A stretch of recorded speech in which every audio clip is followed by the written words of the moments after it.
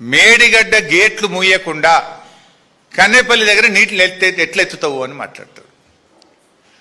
నాకు జాలి కలుగుతుంది నేను చూస్తుంటే.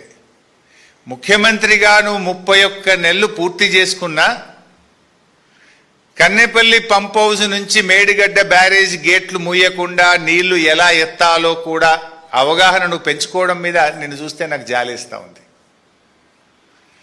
ఇన్ఫ్యాక్ట్ మీరు నిన్న గమనించిందో లేదో, ఈయన మాట్లాడగానే ఉత్తమ్ కుమార్ రెడ్డి మైక్ తీసుకున్నాడు మధ్యలో. ఈయన తప్పు మాట్లాడిండని ఉత్తమ్ కుమార్ రెడ్డికి బుర్ర వెలిగింది. మధ్యలో ఆయన మైక్ తీసుకొని ఉత్తమ్ కుమార్ రెడ్డి గారు ఈయన తప్పును సరిచేసే ప్రయత్నం చేసిండు. అందుకే నేను జాలి కలుగుతుంది రేవంత్ రెడ్డి మీద అన్న. 31 నెలలు ముఖ్యమంత్రిగా పనిచేసినాక కూడా విషయ పరిజ్ఞానం పెంచుకోలే, బూతులు తప్ప నీకు విషయ పరిజ్ఞానం పెరగలే. ఆయన ఉత్తమ్ కుమార్ రెడ్డి గారు నిన్న మైక్ తీసుకొని మధ్యలో రేవంత్ రెడ్డి తప్పు మాట్లాడంగానే కోర్స్ ఫ్రీ ఫ్లోలో కూడా కన్నేపల్లి మోటార్లు ఎత్తుతాం, కన్నేపల్లి మోటార్లు స్టార్ట్ చేస్తాం, నీళ్ళు ఎత్తుతాం, కానీ మరి మీద అన్నారం సుందిల గేట్లు ముయ్యాలి కదా అని ఆయన సరి చేసే ప్రయత్నం చేశాడు. ఇప్పుడు విషయం సింపుల్. 93.5 మీటర్ల ఎత్తులో కన్నేపల్లి పంప్ హౌస్ మోటార్లు నడుస్తాయి. గోదావరిలో 1,00,000 క్యూసెక్కుల వరద పోతా ఉంది. 1,00,000 క్యూసెక్కుల వరద పోయినప్పుడు దాని లెవెల్ 97 మీటర్లు ఉంటాయి.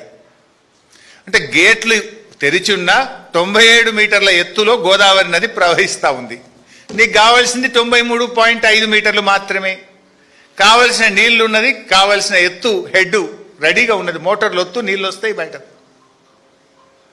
ఈ విషయాన్ని నేను కాదు, రిటైర్డ్ ఇంజనీర్లు కూడా చాలా స్పష్టంగా తమ లేఖలో రిటైర్డ్ ఇంజనీర్లు కూడా చెప్పడం జరిగింది. ఏం చెప్పిండ్రు?